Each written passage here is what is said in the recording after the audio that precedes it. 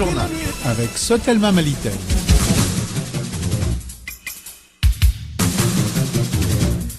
Bienvenue à tous dans ce 13h au sommaire. Les jeunes de la région de Tombouctou sont en colère contre les autorités maliennes.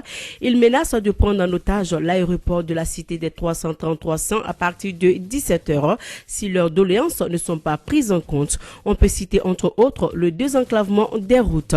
1006 éléments des groupes armés viennent de rejoindre les forces armées maliennes. Ils ont été formés dans le cadre de Bafo à Ségou.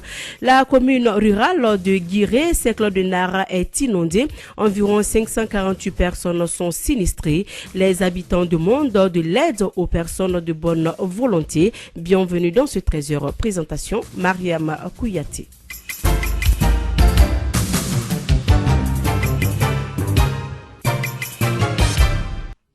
Je le disais à l'instant, manifestation à Tombouctou, les voies d'accès de la ville sont inaccessibles. Les jeunes en colère menacent de prendre en otage l'aéroport de la cité des 333 à partir de 17h si leurs doléances ne sont pas prises en compte. Ils ont 3 revendications. Notre reporter André Traoré vient à l'instant de joindre le responsable des jeunes manifestants depuis Tombouctou. Je me nomme Ibrahim Benia Dazakoui, je suis le président du collectif Tombouctou réclame ce droit. Il faut préciser que nous n'avons jamais barricadé de route avant ce matin. Nous avons été d'abord dans une dynamique de faire un meeting en toute légalité de la démocratie. Mais malheureusement, nous avons été confrontés à un acte de violence émanant des autorités locales qui, au lieu de nous permettre de nous exprimer, ont plutôt emprisonné moi et deux de mes camarades, dont le porte-parole Marbaraka. Et c'est ce qui a révolté les jeunes, et les jeunes ont pris en otage le gouverneur. Il a fallu qu'il nous libère et que nous venons en chair et en os de faire notre déclaration pour que ces derniers puissent vaquer à ces occupations. Depuis 3 jours, nous avons dit clairement que nous avons des revendications. Nous les avons exprimées à M. le gouverneur à travers une déclaration dont nous lui avons demandé de transmettre cela au Premier ministre Boubou Cissé. Nous avons donné un ultimatum de 3 jours, après quoi nous mènerons des activités. L'ultimatum a expiré hier soir. Et aujourd'hui, nous sommes sortis faire respecter notre méthode tout simplement en fermant les voies d'accès de la cité de Tombouctou. Et actuellement où je vous parle, notre mot d'ordre est le suivant. Si à 17h, nous n'avons pas de réponse claire, nous allons envahir l'aéroport de Tombouctou. Nous allons empêcher à ce que quelqu'un accède à l'aéroport ou que quelqu'un sorte de l'aéroport. Alors, quelles sont vos revendications concrètement? Nous avons dit nos revendications depuis plus de 3 jours. Depuis le jour de notre meeting qu'ils ont maté, nous avons dit 3 choses. Nous voulons que le Premier ministre Boubou Cissé et son gouvernement nous disent avec exactitude, date, jour, heure, si possible, la reprise des travaux de la route Tombouctou-Gomakura, autrement dit Tombouctou-Nyono.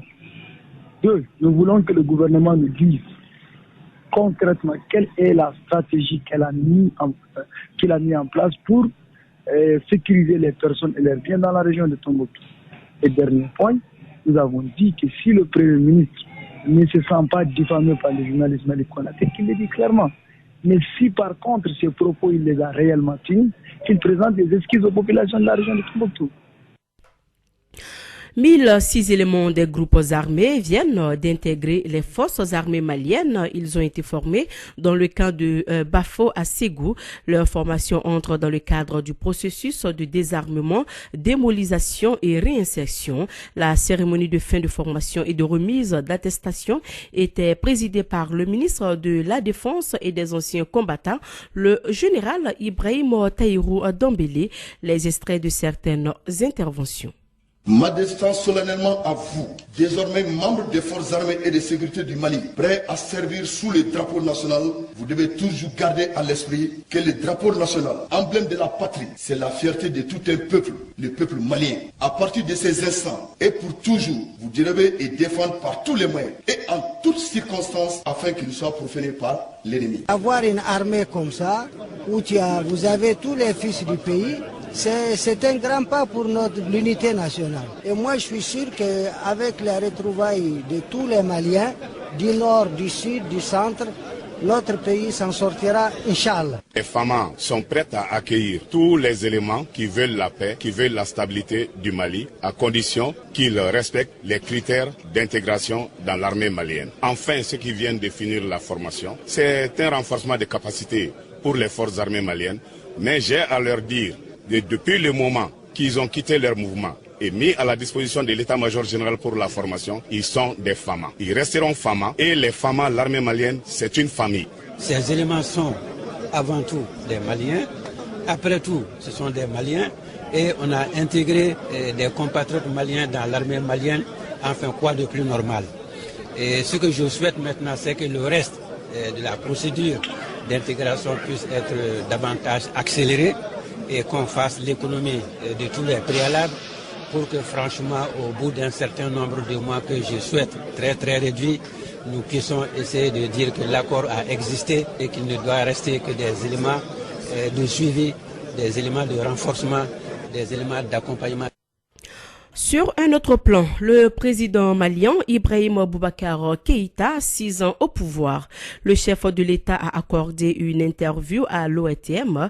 Écoutons donc cet extrait sur l'agriculture. Nous avons choisi de hisser à 15% la part du budget dévolu à l'agriculture. Dans un raisonnement tout simple. Ce pays est un pays à vocation agro-pastorale.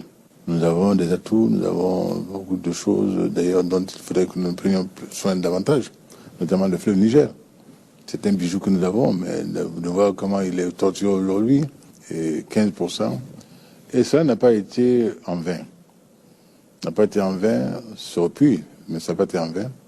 Le monde rural a répondu fabuleusement. Je voudrais féliciter le monde rural, nos paysans, pour leur courage, leur bravoure et leur détermination à faire que la sécurité alimentaire du Mali soit assurée, et elle l'est aujourd'hui. Est-ce qu'au niveau des intrants agricoles, il n'y a pas trop d'intervenants? Parce qu'on dirait qu'il y a des gens qui ne sont pas spécialisés et que ça fait une sorte de déperdition. Encore une très bonne question. Absolument. Voilà, c'est là que les familles des grands firmes interviennent. Et on capte les marchés. On capte des marchés qu'on sert les rémunérateurs, mais dont on n'a pas les compétences, dont on n'a pas non plus la logistique nécessaire. Ce sont des pratiques qui sont en passe d'être mises au banc. Et en tout cas, certains cas ont été décelés, auxquels fin a été mise. Ça, c'est clair. Et ça va continuer.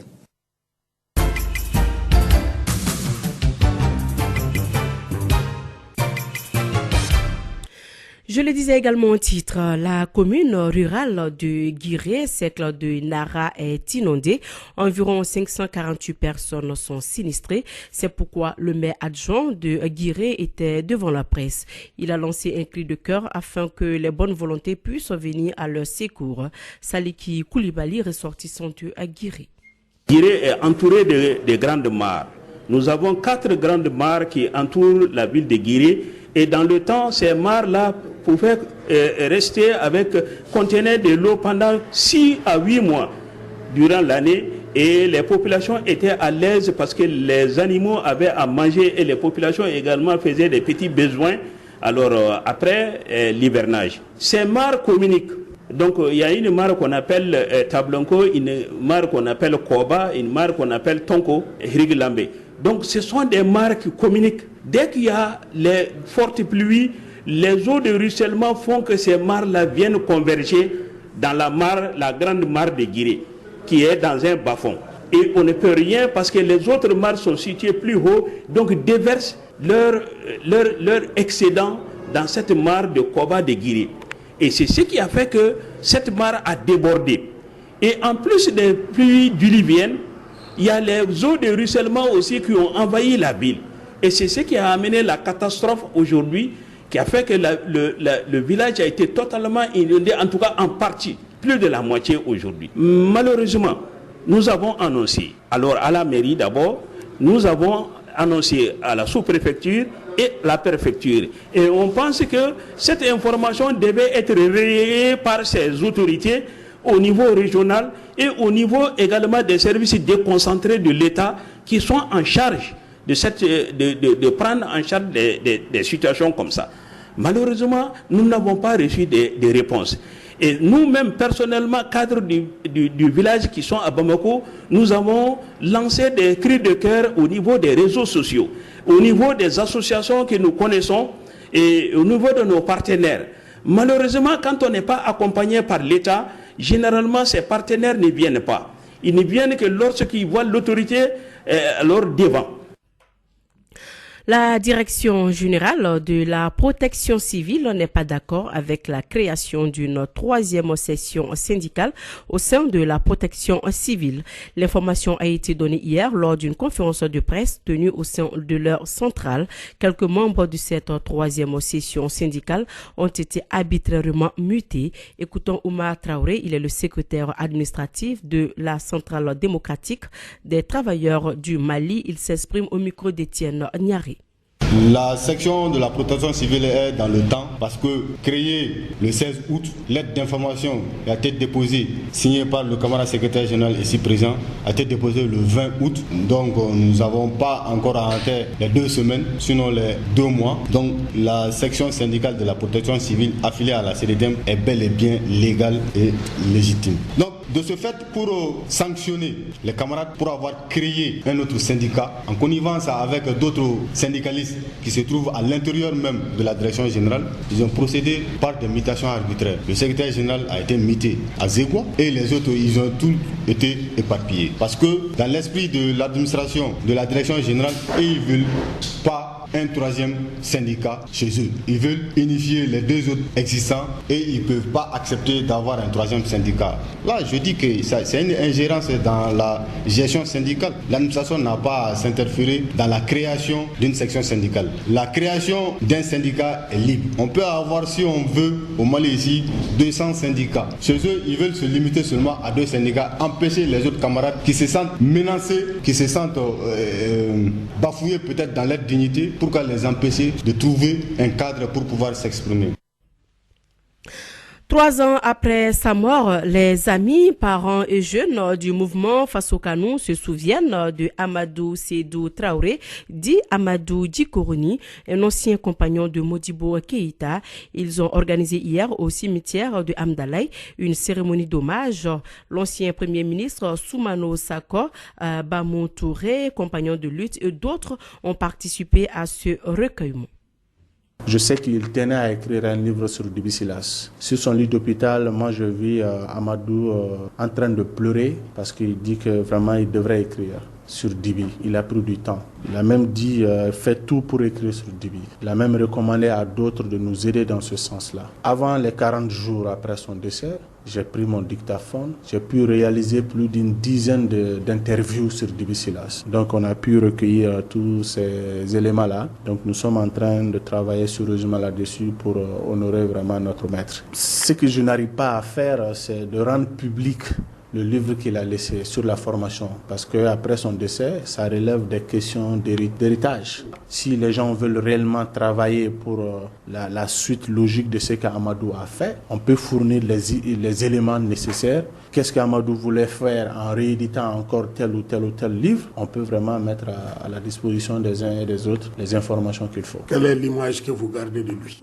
Un homme très très sincère, un homme dévoué pour sa patrie, un homme respectueux, humble, désintéressé, un homme qui respectait tout être humain sur terre, sauf ceux-là qui ne méritent pas le respect.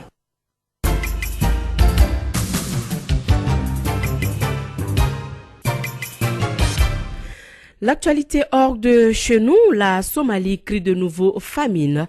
Les acteurs humanitaires appellent la communauté internationale à se mobiliser pour éviter une nouvelle catastrophe en Somalie. Selon l'ONU, si l'aide n'est pas renforcée d'urgence, plus de 2 millions de personnes risquent une famine d'ici décembre.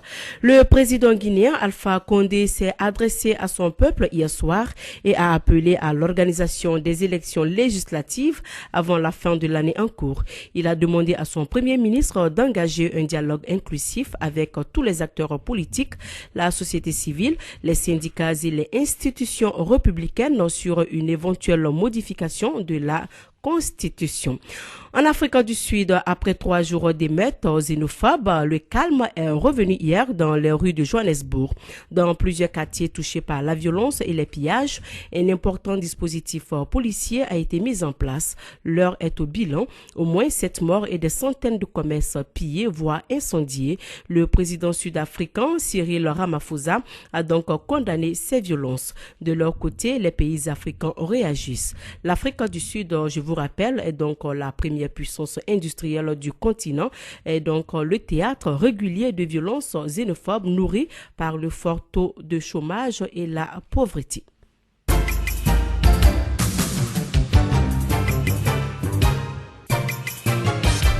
C'est la fin de cette édition, le rappel des titres. Les jeunes de la région de Tombouctou sont en colère contre les autorités maliennes.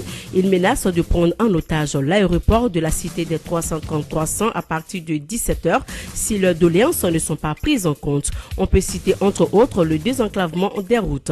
1006 éléments des groupes armés viennent de rejoindre les forces armées maliennes. Ils ont été formés dans le camp de Bafo à Ségou.